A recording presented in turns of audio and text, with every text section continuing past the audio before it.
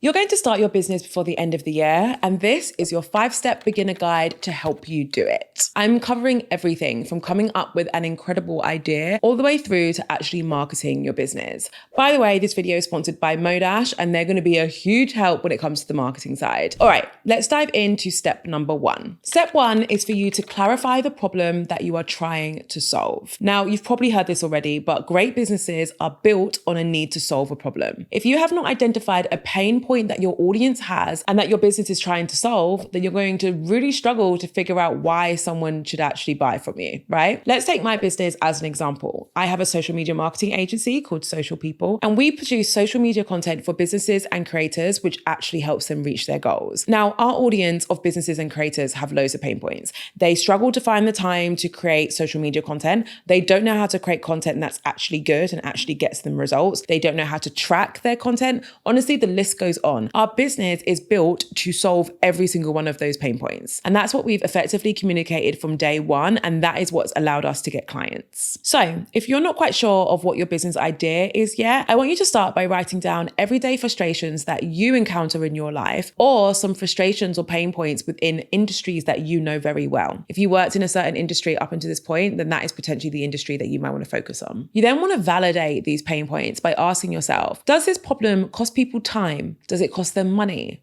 Or does it cost them missed opportunities? If the answer is yes to any of those, then you've probably landed on a problem that is worth solving. You want to write down all of these problems and you want to identify a business idea next to each, right? Remember, the business ideas should be made to solve a problem. The next step is to filter through these business ideas so that you land on one that truly works for you. So when you're doing this, you want to ask yourself the following questions. Which of these ideas actually excite me? Because trust me, this process is going to be so challenging. So if you're not excited by the business idea, you're probably going to quit. Next question, out of all of those ideas you've written down, which ones do you think people are actually searching for and willing to pay for? For the searching section, you might want to try using trends.google.com. This is a great resource that I literally use all the time. And it basically shows you first-party data as to how many people are searching for things on Google. So if you're really not sure if there's appetite or interest in your business idea, use Google Trends because it might validate it for you. And the next question is, what can you realistically deliver? Now, there's a big caveat with this question, right? Because on the one hand, I'm a realist and I want to make sure that you leave this video with an actual plan that you can implement. I don't want you to be like, oh my God, what's your dream business? That is like completely unrealistic. And then you just end up wasting your time and money. At the same time, I don't want to stifle your creativity. Only you know what's realistic to you and what is not. So I'm going to just trust you and trust your own judgment for you to use that question to filter through your ideas without keeping you playing small. You know, I want you to have written down at least 10 ideas and then filtered those down to 2 to 3 ideas within a week. Get moving, right?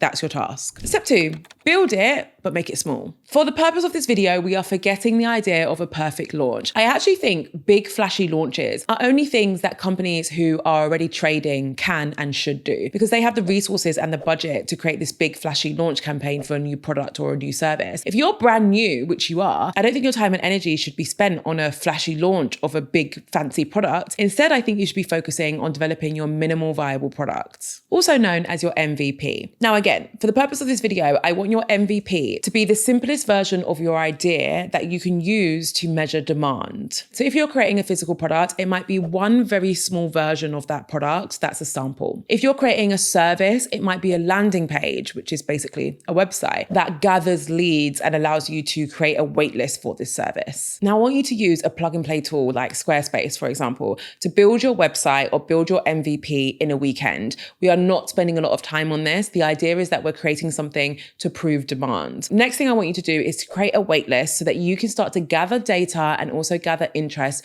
on this product that you're going to launch with. I don't want you to spend more than 3 to 7 days on this, right? Keep it moving and let's go to step number 3. Step number 3 might scare you a bit because this is when we need to start bringing your MVP out into the big wide world and start talking about it and testing it with your friends and acquaintances. I'm actually going to call this step test, talk, and adjust. The thing that you need to know is that you're not going to get it right the first time. You're probably not even going to get it right the first 20 times, and that's okay. As long as you're doing something and you're taking action, it's going to get you to a place where you eventually get it right a lot quicker, okay? So we need to get some feedback on your MVP. So I want you to identify 20 to 30 people who you can test your MVP with and get some real feedback. Now, with this feedback, I want you to ask some very specific questions. For example, you can ask them, what's confusing about this product or service? What excites you about this product or service? And potentially most importantly, how much would you pay for this product or service? With my social media marketing agency, I did this with a few different creators and brands. I actually provided our blueprint service, which is like our strategic auditing service, for free to these creators and brands. And I asked them all these questions and I said, how much would you pay for it? And it was invaluable information when it came to launching that service to the world. I made significant changes to the way that I spoke about it and also what the actual service was that I never would have made if I didn't get that feedback. Few tips for this is to pay attention to the words that people use when they're providing feedback on your MVP, because you might want to use these words in your messaging and your marketing later on. Also, and this is a key tip, pivot fast, okay? If you figured out that your audience doesn't care about what you're selling, change it. This is the best time to change it because you haven't invested much money yet. Just change it. Don't flog a dead horse. That phrase is awful, isn't it? Your action for this step is to schedule 5 customer conversations. So get some time in the diary, go and see 5 people, get it done and start to collate their feedback. Okay, step number 4 is launching your product to market. This step is a biggie, so just bear with me. Once you've validated your idea, it's time to get it in front of strangers, right? You've got some feedback from people you know. We now need to bring it out into the wider world. Now, before we dive into the ins and outs of marketing your business, I do want to take a second to talk about one of the best tools that you can use when it comes to getting the word out about your brand new product or service. The truth is, even the best idea in the world that has been validated, that you've tweaked and amended and adjusted, and now it's absolutely flawless, it won't do well if nobody knows about it. And one of the best ways to get the word out about your brand new business is by using influencers. Now, you may have heard of influencer marketing. Maybe you already use influencer marketing. But the truth is, a lot of people don't understand why it's such a powerful marketing channel. And the reason why is because it leverages something invaluable, and that is trust. Creators and influencers spend all of their time building these authentic relationships with their audiences. So when they then recommend your brand to their audience, it feels like a friend suggesting your brand rather than you pushing it out to the world for your own marketing. Now, in order for influencer marketing to work for you, you do need to find the best ones that are suitable for your brand. And one of the best ways to do this is by using a tool called Modash. It's an all-in-one platform for influencer and creator marketing, and it allows you to search through over 350 million creator profiles based on either creator or audience demographics. You can even use their AI search function to describe the content you're looking for as a really quick and effective way to find the best content creators for your brand. In addition to this, you can do things like connect your inbox so you can manage your outreach, your conversations, and you can send bulk messages with templates whilst keeping everything in one place. You can track campaigns automatically so you can see every piece of content, and it also allows you to handle payments to influencers and affiliates, allowing you to pay them on time and in their own currency, saving you so much time on financial admin. Now, as someone who's seen every single side of being an influencer or a creator, being one myself, hiring them for my own businesses in the past, working on behalf of some of the biggest businesses and brands in the world and hiring creators for them, I can tell you that this type of marketing truly works. In fact, businesses earn on average around $5.78 for every $1 they spend on influencer marketing.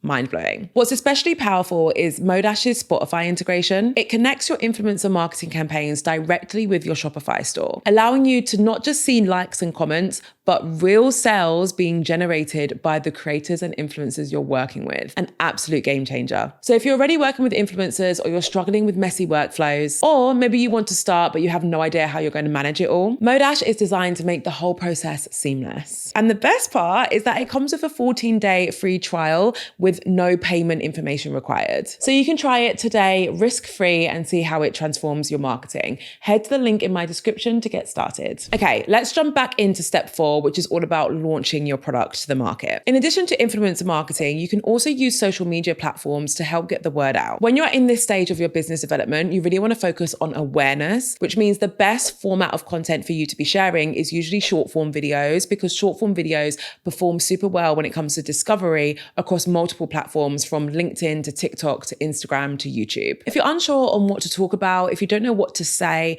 start by sharing your journey. Share the behind the scenes of you building your business, because this will allow you to build an emotional connection with the people who are consuming your content. Don't forget that when it comes to marketing your business, you want to be tracking your leads and your conversions religiously. This is why tools like Modash are super useful, because you're able to do that by integrating your Modash with your Shopify. You want to make sure that any marketing activity that you're doing, you're finding a way way to track the impact of that activity so that you can clearly see what's working and what's not. Your action for this step is to post 3 short form videos on the social media channel of your choice before the end of the week. Step 5, we're almost there, guys. I'm so proud of you. Step 5 is all about expanding and synthesizing. Gosh, that sounds fancy, doesn't it?